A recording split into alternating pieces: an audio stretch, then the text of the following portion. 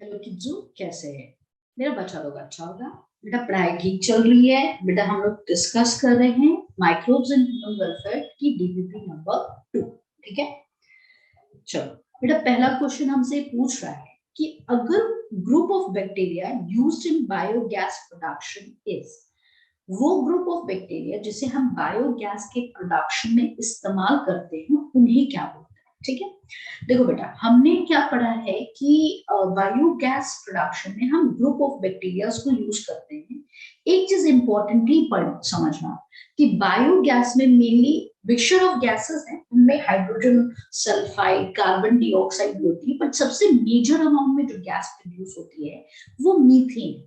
तो क्योंकि बायोगैस में मेजर मेजर अमाउंट है मीथेन का, तो वो ग्रुप ऑफ बैक्टीरिया जो मीथेन के प्रोडक्शन में मदद करते हैं उनको हम मिथेनोजेंस कहते हैं। क्या कहते हैं? मिथेनोजेंस। ठीक, मिथेनोजेंस आपके बैक्टीरिया होते हैं, यू बैक्टीरिया नहीं होते बेटा। क्यों? क्योंकि ये मतलब एनाएरोबिक कंडीशन में, एक्सट्रीम कंडीशन में भी सरवाइव कर सकते हैं। ठीक है, क्लियर हो गया? मिथेनोट्रॉफ नहीं होगा, ऑर्गेनोट्रॉफ नहीं होगा, मिथेनोजेन। ठीक है, मिथेनोबैक्टीरियम, ये सारे एग्जाम्पल है मिथेनोजेंस की, जो एक आपकी बैक्टीरिया है, एक एनाएरोबिक बैक्टीरिया है जो बायोगैस प्रोडक्शन में यूज होता है। ठीक है, next question, which one of the following alcohol drinks is produced without distillation? बेटा यहाँ प्रोसेस के हिसाब से जो हमारे अल्कोहलिक ब्रेवरेजेस हैं उन्हें दो ब्रॉड कैटेगरी में डिवाइड करते हैं, विथ डेस्टिलेशन, ठीक है, with distillation and without distillation, without distillation. ठीक है, विद डिस्टिलेशन में हमारे तीन एग्जाम्पल आते हैं, दैट इज विस्की, ब्रांडी, रम। और विदाउट डिस्टिलेशन में दो एग्जाम्पल एनसीईआरटी में दिया है, wine and beer, wine and beer. ठीक है, क्लियर हो गया? तो यहां पे वही पूछा है इनमें से कौन विदाउट डिस्टिलेशन होता है। तो बेटा ब्रांडी, विस्की और रम विद डिस्टिलेशन के एग्जाम्पल में, वाइन हमारा विदाउट डिस्टिलेशन के एग्जाम्पल में। ठीक है, methanogens grow anaerobically on celluloid material produce। ये क्या बोल रहा है कि मिथेनोजेंस वो ग्रुप ऑफ बैक्टीरिया जो बायोगैस या गोबर गैस प्रोड्यूस करते हैं, वो कहाँ ग्रो करते हैं? एनाएरोबिकली। क्लियर हो गया? एनाएरोबिकली। ठीक है, किस पे ग्रो करते हैं बेटा? यहाँ पे सोर्स ऑफ फूड की तरह कौन काम करता है? सेलुलोसिक मटेरियल, बिकॉज बेसिकली ये कहाँ रहते हैं? In the lumen of kettles, है ना? रूडिमेंट एनिमल्स जो होते हैं उनके ल्यूमन में होते हैं। क्लियर हो गया? तो हमें पता है ये जो कैटल्स होते हैं ये सारे हर्बीवोर्स होते हैं, ज्यादा हर्बीवोर्स होते हैं। हर्बीवोर्स यानी प्लांट यूज करते हैं डायरेक्टली। तो प्लांट में सेल वॉल किससे बना रहता है? सेलुलोज से। ठीक है, तो cellulosic material as a source of food की तरह काम करता है। जब उन पे एनाएरोबिकली हम मिथेनोजेंस को डालते हैं तो वो ग्रो कराते हैं, डालते हैं मतलब ग्रो कराते हैं, तो वो प्रोड्यूस करते हैं बायोगैस। और बायोगैस एक मिक्सचर ऑफ गैसेस है। कौन से मिक्सचर ऑफ गैसेस है बेटा? बायोगैस में कई गैसेस होती हैं। एनसीईआरटी में तीन नाम यहाँ पे दिया हुआ है। ठीक है, वो क्या है? Methane, carbon dioxide and hydrogen. ठीक है, क्लियर हुआ? थोड़ा सा दो पॉइंट को याद रखना बेटा, यहाँ पे सेलुलोइक मटेरियल पे दिया है तो यहाँ पे हाइड्रोजन डाइऑक्साइड होगा, और जब सीवेज प्लांट वाला रहता है वहां हाइड्रोजन सल्फाइड रहता है, बिकॉज उसमें फीकल मैटर्स बेसिकली रहते हैं। क्लियर हो गया? Understood? Next, microbes produce different types of gaseous end product during growth and metabolism. The type of gases produced depend upon, ठीक है, एनसीईआरटी की लाइन लिखती है कि माइक्रोब्स जो होते हैं जब वो अपना मेटाबॉलिक रिएक्शन शो करते हैं तो उसमें वो different types of and product in the form of gases generate करते हैं। जैसे अगर मैं प्लांट्स की बात करूं या एनिमल्स की बात करूं, तो बेसिकली हम जानते हैं कि जब एरोबिक रेस्पिरेशन होता है तो एंड प्रोडक्ट में कार्बन डाइऑक्साइड प्रोड्यूस होएगा और हमारे क्या बोलते हैं फोटोसिंथेसिस में ऑक्सीजन होगा। बट व्हेन माइक्रोब्स की हम बात करते हैं तो अभी हमने देखा जैसे मिथेनोजेंस है तो वो हाइड्रोजन गैस प्रोड्यूस कर रहे हैं, कार्बन डाइऑक्साइड यानी different types of gases produce करते हैं। तो ये किस पे डिपेंड करता है, ठीक है, ये हमारे कौन से टाइप ऑफ माइक्रोब्स है इस पे डिपेंड करता है। और वो माइक्रोब्स सोर्स ऑफ एनर्जी के लिए, सोर्स ऑफ फूड के लिए बेसिकली कौन सा सबस्ट्रेट यूज कर रहे हैं, ठीक है ना, क्लियर हो रहा है बेटा। तो जैसे कौन सा ऑर्गेनिक सबस्ट्रेट यूज कर रहे हैं इन दोनों पे डिपेंड करता है। बेटा एंड प्रोडक्ट तो वेरी ही कर रहा है तो इस पे डिपेंड थोड़ी करेगा, एंड प्रोडक्ट की तो हम बात ही कर रहे हैं, ठीक है, तो ये नहीं होगा। Both A and B, for answer both A and B. Next, if we need to protect our crops from mosquito then we use। देखो बेटा अब यहाँ पे क्या है, अगर आप एनसीईआरटी की लाइन देखोगे तो वहां पे आप थोड़ा सा कंफ्यूज हो जाओगे, बट अगर आप उसे डिटेल में देखोगे तो एनसीईआरटी की हमारी वहां पे लाइन क्या कहती है कि अगर हमें बीटल्स, ठीक है,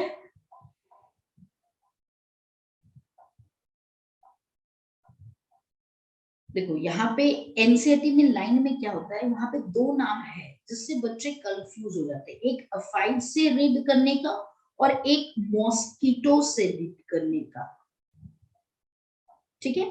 सो अफाइड से जो करता है वो है हमारा ladybird beetle and mosquito से ड्रैगन फाइल्स। बोलो मैम ऐसे कैसे पता चला, बेटा अगर वो स्टेटमेंट पढ़ोगे तो वहां पे एक टर्म है रिस्पेक्टिवली, ठीक है, इसी के हिसाब से अफाइट्स अगर क्वेश्चन पूछता तो हम लेडी बर्ड बीटल मार्क करते, लेकिन यहाँ पे मॉस्किटोस पूछ रहा है बेटा, तो ये बेसिकली अफाइट्स के लिए हो गया। और ये तो हम कैटरपिलर के लिए यूज करते हैं, ठीक है। सो यहाँ पे आंसर क्या हो जाएगा 5 का, dragon flies. Clear. Next, Baccalovirus are used as biological control agent that attacks। Baccalovirus इसको अटैक करता है, एनसीईआरटी में डायरेक्टली लिखा है insects and other arthropods, ठीक है, other arthropods insect. So total correct answer क्या होगा, both A and C, mammals नहीं होंगे, ठीक है। चलो मैं इधर मार्क कर देती हूँ, वरना बोलोगे मैम ये भी मार्क कर दी ये भी मार्क कर दी, ठीक है। Next, biological classification sorry biological method of control of pest and disease relies on. बेटा ये क्वेश्चन जब तुम इकोसिस्टम में इंटरैक्शन इकोलॉजी यूनिट जब पढ़ते हो उसमें ऑर्गेनिज्म एंड पॉपुलेशन चैप्टर में इंटरैक्शन पढ़ते हो, वहां पे भी ये लाइन दी हुई है कि बायोलॉजिकल मेथड ऑफ कंट्रोल, जहां पे पेस्ट और डिजीज बायोलॉजिकल मेथड जो मतलब बेसिकली रिलाई करता है बेटा, वो प्रिडेशन के फंडे पे डिपेंड करता है, नेचुरल प्रिडेशन के, ठीक है। याद करो वहां पे हमने एलियन स्पीसीज इन्वेशन में भी पढ़ा था, ठीक है ना, कि हमारे जो कुछ प्लांट्स को हम ला करके इंट्रोड्यूस करते हैं तो वो इन्वेसिव ग्रोथ शो करते हैं। इन्वेसिव ग्रोथ क्यों शो करते हैं, कि उनके नेचुरल प्रेडेटर वहां पे एब्सेंट होते हैं। प्रिकी कैक्टस याद आया, ठीक है। तो यहाँ पे बायोलॉजिकल कंट्रोल मेथड बेसिकली इसी फंडे से बेस्ड होता है जिसे हम बोलते हैं नेचुरल प्रेडेशन। यहाँ पे जो हमारा पेस्ट है या जो इंसेक्ट है वो प्रे की तरह काम कर देंगे और हम क्या करते हैं, बायोलॉजिकल कंट्रोल एजेंट जो होगा, बायोलॉजिकल कंट्रोल एजेंट वो हमारा प्रेडेटर की तरह एक्ट करेगा। क्लियर हो गया बेटा। So natural predation. Next question, biofertiliser includes nitrogen fixing bacteria. Yes, ये नाइट्रोजन देखो बेसिकली एनपीके होता है, प्लांट को ग्रो करने के लिए बेसिकली ये 3 चीजें चाहिए होती है, NPK. So nitrogen fixing bacteria क्या बना, किसका सॉइल में इनटेक बढ़ाता है, नाइट्रोजन का, ठीक है। माइक्रोराइजा फॉस्फेट का, और नाइट्रोजन फिक्सिंग अगेन नाइट्रोजन की बात हो रहा है, तो ये तीनों ही बायो फर्टिलाइजर की तरह काम करते हैं, ठीक है। नेक्स्ट, अलोजा azola is used as a biofertilizer as it is a, बेटा पैडी फील्ड्स में बेसिकली यूज किया जाता है अजोला जो है वो साइनोबैक्टीरिया है, क्या है बेटा, साइनोबैक्टीरिया, ठीक है। Next, organic farming is raising crop through use of biofertiliser, यानी केमिकल फ्री होती है ना, जो भी ऑर्गेनिक फार्मिंग होती है वो क्या होती है, केमिकल फ्री होती है। इसीलिए हम फर्टिलाइजर, पेस्टिसाइड्स ना यूज करके, वीडीसाइड्स, इंसेक्टिसाइड ना यूज करके बायो फर्टिलाइजर्स, मैन्यूर्स और रेसिस्टेंट वैरायटीज यूज करते हैं, जिसके कारण हम मिनिमम यूज कर पाए, मतलब केमिकल यूज ही ना कर पाए, क्योंकि ये chemical is very harmful, because we have already known कि ये सारे जो केमिकल्स होते हैं नॉन बायोडिग्रेडेबल होते हैं, तो ये नेचर में पोल्यूशन के लिए रिस्पॉन्सिबल है, साथ ही साथ ये हमारे ट्रॉफिक फूड चेन में एक्यूमुलेट करते हैं, जो बायोमैग्निफिकेशन शो करते हैं, और biomagnification is very harmful for living system. So all of the above, ठीक है। Next question, which of the following can be used as a biocontrol agent in the treatment of plant diseases? Plant diseases के treatment में basically हम क्या use करते हैं बेटा, इस क्वेश्चन में आपको याद होगा हमने एक फंगस का नाम पर लिखा है, ट्राइकोडर्मा, ठीक है। ट्राइकोडर्मा क्या करता है, ये प्लांट के रूट सिस्टम से जुड़ता है, रूट सिस्टम से जुड़ता है, ठीक है, और रूट सिस्टम से जुड़ने के बाद ये कंट्रोल करता है सेवरल प्लांट पैथोजन को, वो प्लांट पैथोजन जो उसके रूट सिस्टम पे अटैक कर सकते थे उन्हें ये अटैक करने नहीं देता, और इस तरह से वो रूट को प्रोटेक्ट करता है सेवरल डिजीजेस से एंड पैथोजन से, ठीक है। बैकेलोवायरस डू नॉट शो, इनमें से क्या बैकेलोवायरस नहीं शो करते, ये पूछ रहा है, ठीक है। होस्ट स्पेसिफिसिटी, बेटा सबसे बड़ा पॉइंट यही है कि होस्ट स्पेसिफिसिटी बैकेलोवायरस शो करता है, क्योंकि हमने स्टडीज से ये पता किया कि अगर हम केमिकल्स बहुत ज्यादा यूज कर रहे हैं तो वो क्या है कि हमारे जो इकोसिस्टम है उस इकोसिस्टम में हर प्रकार के ऑर्गेनिजम्स पाए जाते हैं, कुछ ऑर्गेनिज्म हमारे लिए वहां पे हार्मफुल भी नहीं है, वो भी अगर हम केमिकल्स यूज कर रहे हैं या इस तरह की कोई टेक्निक यूज कर रहे हैं जो हमारे वैसे बायोटिक कंपोनेंट जो इस के लिए कोई हार्मफुल एक्टिविटी शो भी नहीं कर रहे थे उन्हें मार रहे हैं, तो कहीं ना कहीं ये इकोलॉजिकल इम्बैलेंस कर रहा है, ठीक है। तो बैकेलोवायरस का सबसे बेस्ट पॉइंट ये था कि ये narrow spectrum of application show कर रहा है, यानी ये सिर्फ एक पार्टिकुलर होस्ट जो उस प्लांट को अफेक्ट कर रहा था उसी को अटैक करता है, बाकी को नहीं करता। Effect on non target insect, नहीं बेटा यहाँ पे टारगेट इंसेक्ट वो स्पेसिफिक है ना, तो वो इंसेक्ट जो प्लांट के लिए नुकसानदेह थे सिर्फ उनको ही अफेक्ट करता है। नॉन टारगेट इंसेक्ट मतलब अदर बायोटिक कंपोनेंट को, तो अगर अदर बायोटिक कंपोनेंट को अफेक्ट कर देगा तो it will create imbalance in the ecological system, ठीक है। Utility in integrated pest management program, yes beta, baculovirus plays a very crucial role because this type of development is sustainable development जो long lasting होता है और इसमें ecosystem को minimum नुकसान होता है। क्लियर हुआ? सो 12th का आंसर क्या होगा?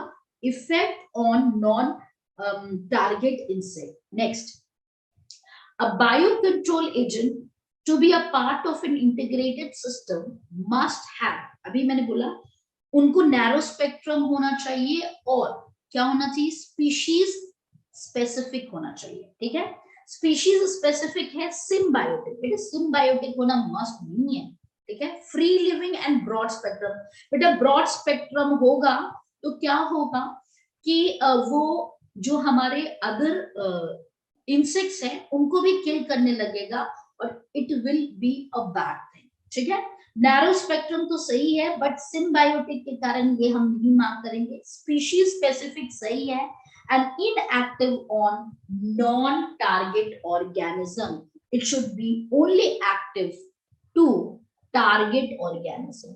इसी को तो हमने क्या बोला था, होस्ट स्पेसिफिक, टारगेट ऑर्गेनिज्म या स्पीशीज स्पेसिफिक, ठीक है।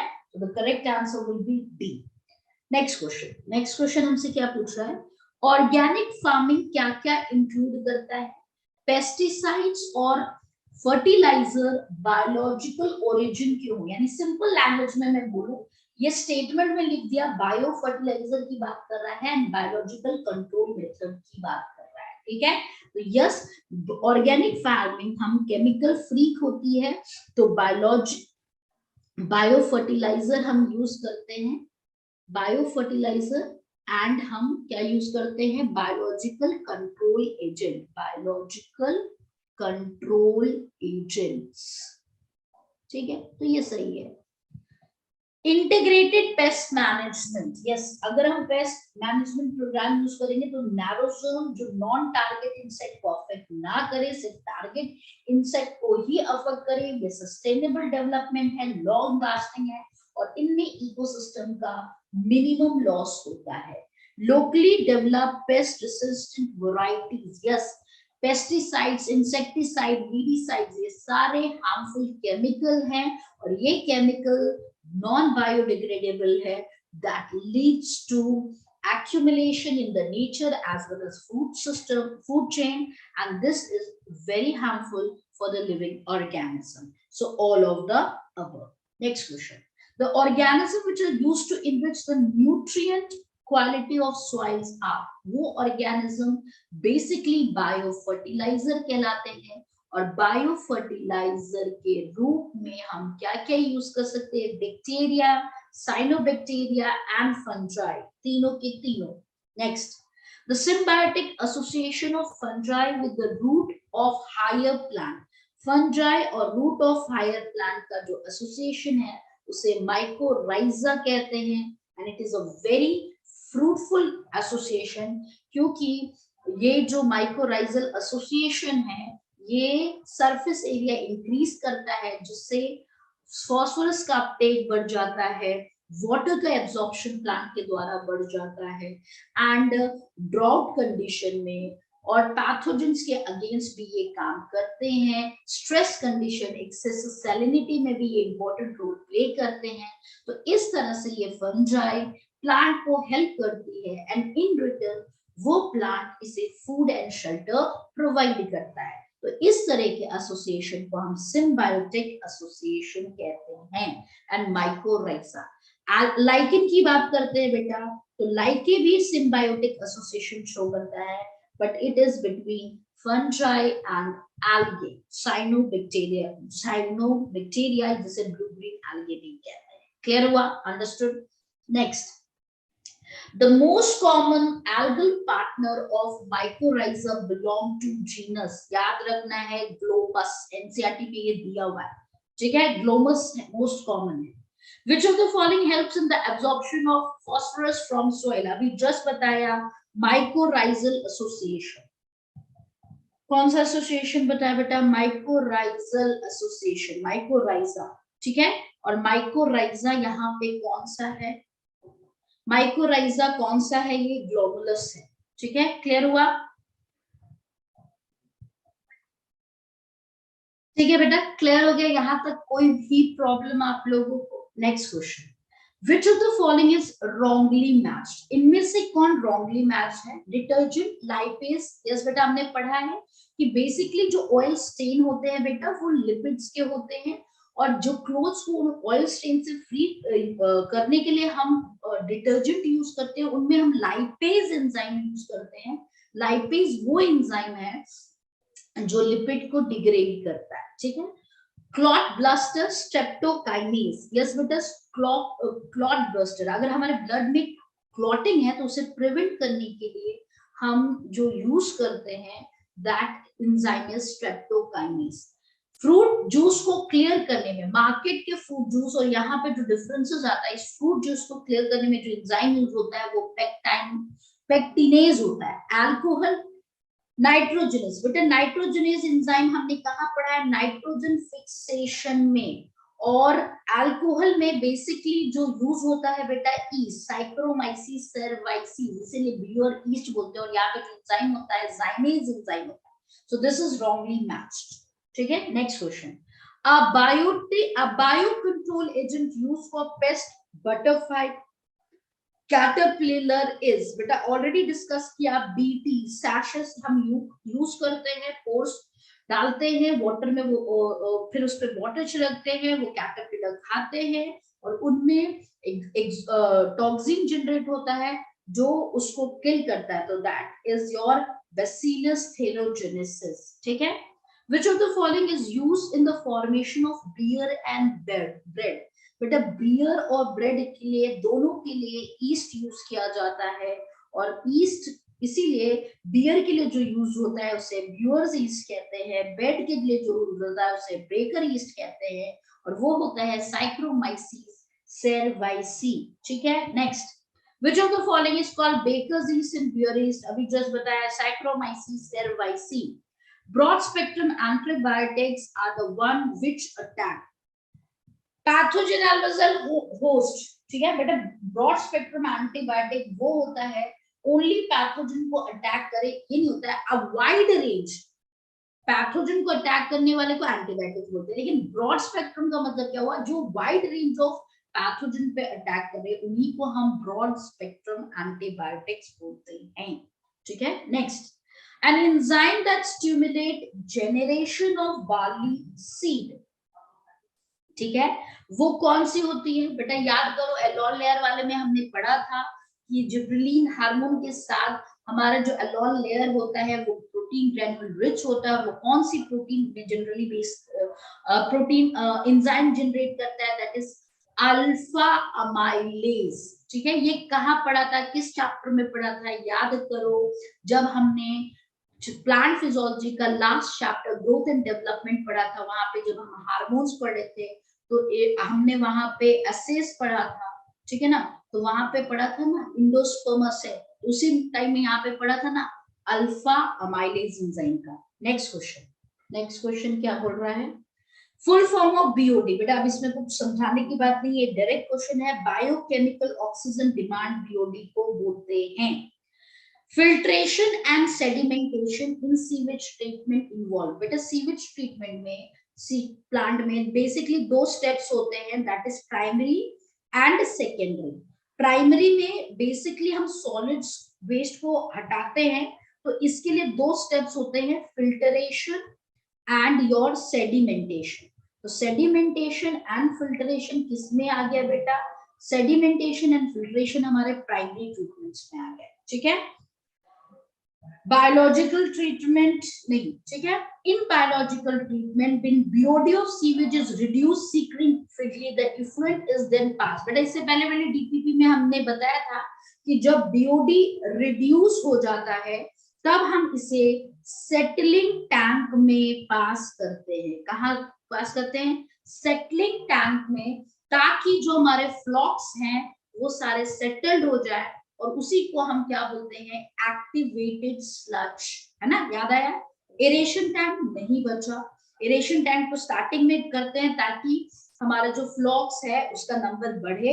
एनारोबिक डाइजेस्टर में हम पहले नहीं डालते, बाद में डालते हैं, जो हमारे बचते हैं उसे डालते हैं। एरोबिक स्लज डाइजेस्टर तो होता ही नहीं है, तो यहाँ पे 27 का हो जाएगा 8। Treatment of waste water is done by, waste water का ट्रीटमेंट में हम बायोलॉजिकल ट्रीटमेंट की बात बेसिकली ये कर रहा है बेटा।